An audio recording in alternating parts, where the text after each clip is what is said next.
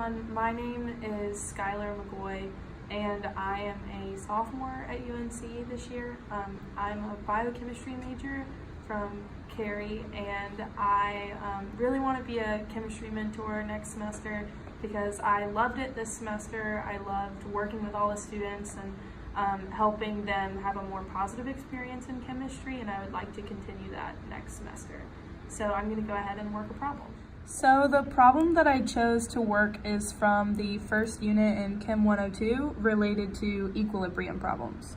So the problem reads, a mixture of SO2, O2, and SO3 at 1000 Kelvin contains the gases at the following concentrations, and those are listed here.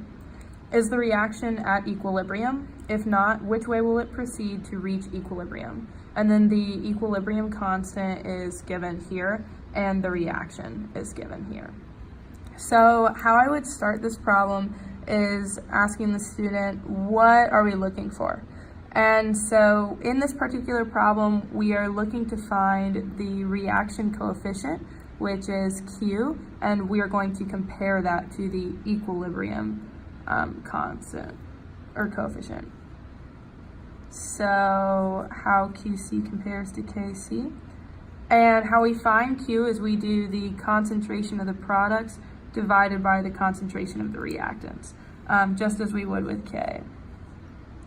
So what we do is we look at the reaction above, and we see that we have SO3 in our products and O2 and SO2 in our reactants. So we go ahead and put in their concentrations.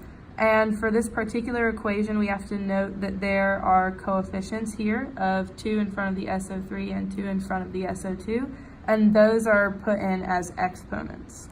And then we plug in the concentration values from the problem that we're given and solve. And we get a very large QC value of 1002.315.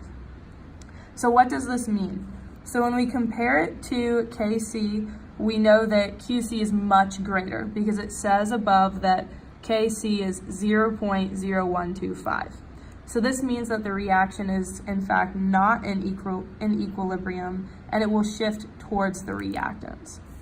So why is this true? So the reaction will shift towards the reactants because we have an excessive amount of products in the solution that we are looking at. And so when we have an excess amount of products, the reaction to get to equilibrium is going to want to add more reactants. And that's all. Thank you.